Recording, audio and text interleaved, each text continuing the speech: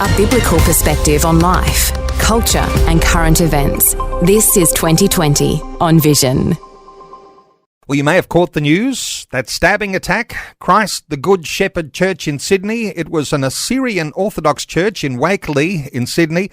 Police were called after reports a Christian leader, Bishop Mari Emmanuel, had been stabbed. That alleged attack was declared a terrorist act at 1:35 a.m. this morning. We'll talk through the attack on a number of levels this morning, but Greg Bondar is back with us, National Director of Christian Voice Australia, national think tank and advocacy group for families, liberty and faith. A 15-year-old boy accused of this stabbing. What are your impressions? Yeah, Neil, look, I was up at 5 a.m. and I caught the news fairly early. Neil, I'm afraid, but this is a typical case of Christianity under attack, literally. And most people would have heard the news by now, but quite frankly, what we've got is a stabbing of a high-profile bishop at the church that you mentioned, Christ the Good Shepherd Church. Now, the issue we've got here is that, this is going to be a precedent in many ways as to how Christians will react to such incidents. And we know it's a terror-related act. The police have confirmed it. And it was terror-related because it was motivated by religious extremism. Now, you can be extreme in your views, but how do Christians react? And, Neil, I was quickly talking to a few people, but in particular, I came across Romans 12:19 to 21, Neil, and one of the things that came out to me was, don't take revenge, my dear friends, but I leave room for God's wrath, for it is written, it is mine to avenge, I will repay, says the Lord. Now, what do we do as Christians, And you saw the demonstration outside the church. The Christian community, Assyrian Christian community, were quite upset, unexpectedly so. But how should we react now? So that's the real issue that I think we need to take on board as Christians now. Isn't it? I mean, it's great to be able to talk about what's happened. It's an actual case scenario here because, from my understanding, the bishop who was stabbed, before he was taken away in the ambulance, took a moment to pray for his attacker and to even express forgiveness. But what's happened outside is that because it was live streamed, I'm assuming that people who are watching this on the live stream throughout their community saw what went on and decided they better get down to the church straight away. And before you know it, there are hundreds and hundreds of people, and they're very emotional outside the church. Thoughts here, Greg, because there's great leadership here from the bishop. But yes, the way that Christian believers need to have some leadership in this case, that's where it's challenging, isn't it? Yeah, absolutely, Neil. And as you mentioned, if you're watching this and you've got these Christians at home watching it live streamed and you see an incident, I mean, your immediate reaction is to go and see what's happening, defend your bishop. So, Neil, the issue is that, religious attack on the Christianity is happening. It's happening both in the media. It's happening both in terms of what's happening with legislation, and now it's happening, unfortunately, through violence. And this is a real issue for all of us as Christians, Neil. And I think we need to sort of step back and say, how do we react? Now, we know that the youth, 2015, which is really was reacting to previous comments the bishop was supposedly have made on criticising various faiths, but he didn't mention Islam at all. So it's a bit of an overreaction. But Neil, the issue is, what do we as Christians do? And I know we pray, but also we have to be careful how we react to these situations. And I'm really concerned, Neil, of the consequences. I wonder, and we can move into pure speculation in bringing some commentary around this, but you had those hundreds who appeared outside the church, and you had riot conditions. You had 150 police who were called to be there, and there was damage to police cars. There was a couple of police officers who were injured because the people wanted to take into their own hands what this young man had done. And look, we'd have to talk to people who perhaps are in some of the more ancient religious expressions, and we're talking about the Syrian Orthodox Church here, about how they might think about an eye for an eye and a tooth for a tooth. Those are the sorts of things that come to mind. If someone's attacked our bishop, we're going to attack them. So thoughts here from you, Greg? How have you been processing that? Yeah, look, I actually know a few of the people that go to that church, Neil, and they tend to be very emotional. They're very passionate about their faith. And in saying that, Neil, they're also very passionate about defending that faith. And I guess the immediate reaction as a human is to take up arms and try and protect your faith. And that tends to be the case with a lot of the religions, or who are very passionate, both emotionally and physically, Neil. So it's not. We've got to sort of be careful of what we say and what we do. But by the same token, we as Christians cannot allow us to continue to be attacked, both physically, in writing, and of course through legislation. And it sort of goes against what we think Christians will do when there's an attack. We think Christians will stand off and let the authorities do their job, and that's what I think the New South Wales Premier has been basically calling for, calm, letting the emergency workers do what they do. But when it comes down to the emotions in the moment, you do have a little bit of what might be going on right around the nation right now, where people are concerned the police are not doing enough with the youth crime outbreak, all of those sorts of things. And if police don't respond, people have a vigilante idea that we need to take action ourselves. Is there, do you think, something of that sort of sentiment that might be just creeping in here?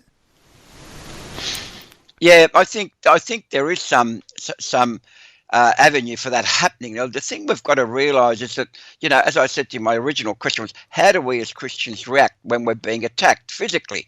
I mean, you've got to sort of weigh up the fact that we have legislation in place. What is legal and what is illegal. We've got police that are doing their best. I don't think the answer is attacking police. I think what we've got to be doing is probably gathering in a peaceful manner, and what we've got to also be doing is to make sure that we as Christians speak up for what we believe in. And again, the issue I think we're going to be facing, Neil, is more and more attacks on Christianity, both verbally and of course physically, and I really dread that. So I think there's a lot of need for prayer at the moment. My thoughts go, Greg, to recent calls that came out of Iran for Muslim people around the world, followers of Islam, to rise up and do these sorts of attacks. So it wasn't just restricted to the Middle East. This was a call went out around the world. We can't help but think that if there are those leaders who are calling on this sort of thing coming from around the world, that someone might not go over the edge here and do something. So there's a big international element here too. Any thoughts from you on that? Yeah, absolutely, Neil. There has been calls, and I think that sort of call for to take up arms against Christians or Israel, the Jewish community. I mean, we're under attack, the Jews, the Christians.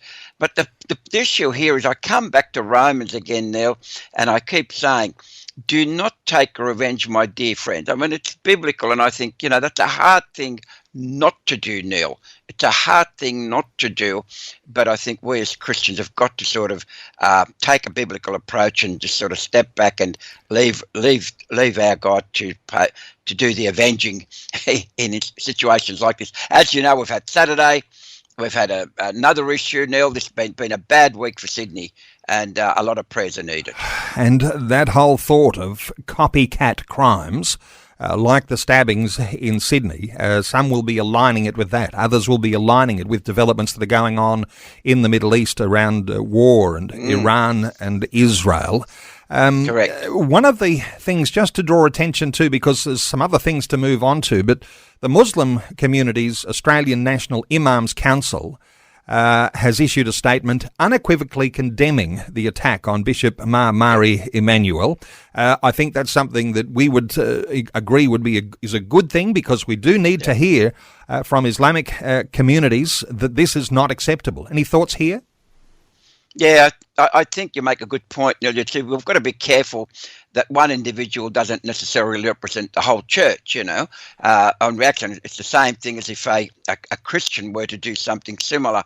It doesn't represent the whole Christianity. It doesn't represent the Anglican Church or the Baptist or whatever it might be. So I think the condemning is what we ought to be doing. But at the same time, you go to Iran, as you said earlier, and there's a whole call for Muslims to take up arms. I mean, it just doesn't gel sometimes now.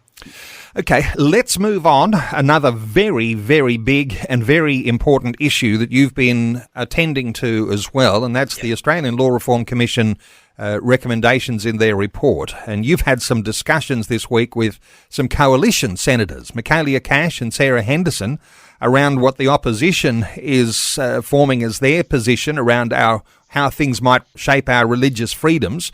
Thoughts, what have you been up to, and what sort of conversations have you had with those opposition leaders? Yeah, thank you, Neil. Look, both Senator Cash and Henderson did meet with some faith leaders just about a week or so ago. And one of the issues we've got here is that, how do we as Christians and as the opposition react to a piece of legislation that goes against our beliefs, our faith, when we're talking about individuals, churches, charities, schools?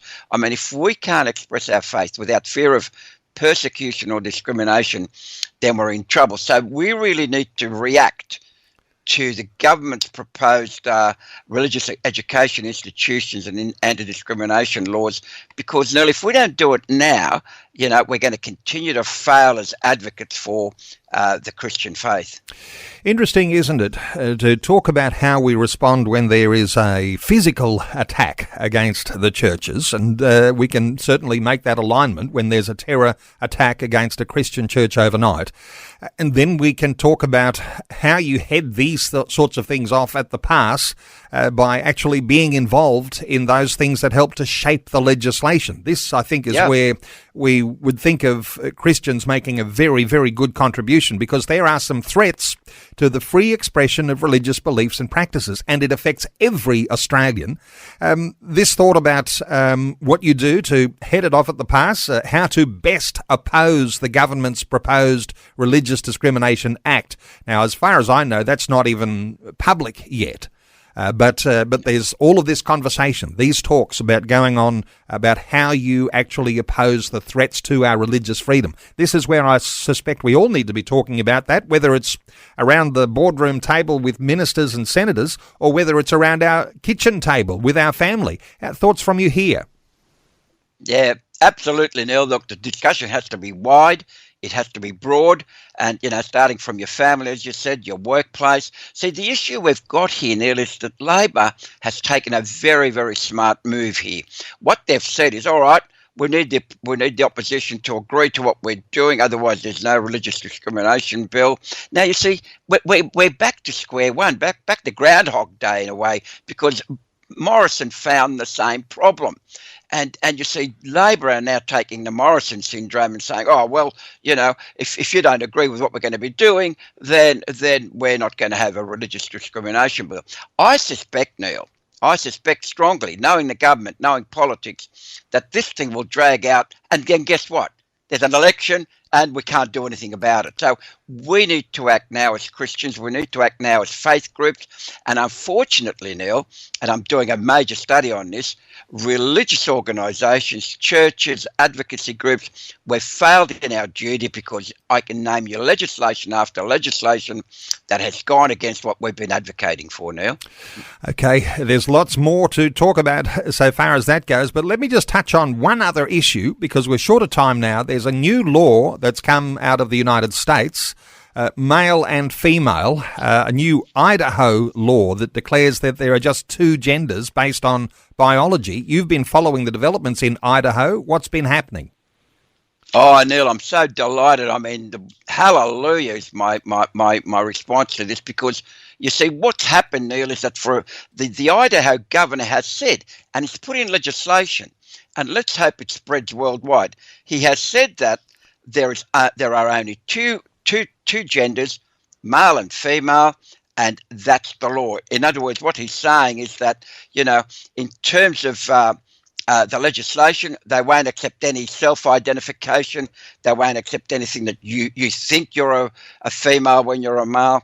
The legislation is very clear, and it makes a distinction between male and female biologically, and nothing else will suffice. Now, this is a great move, Neil, from a government, and I'm just hoping it'll filter through to other states in the United States, and also filter through to Australia, because here is a real leadership being shown in terms of going back to our biblical worldview. Well, it may be only one state out of 50 in the US that's moving that direction. No doubt there are others around the world that are cheering as well as you are. And the fact that we're talking about it here means something has happened, and something has filtered through. And for listeners, there's some encouragement there. Greg Bondar is National Director of Christian Voice Australia. It's a national think tank and advocacy group for families, liberty and faith. You can connect with Greg Bondar at christianvoiceaustralia.blog. christianvoiceaustralia.blog.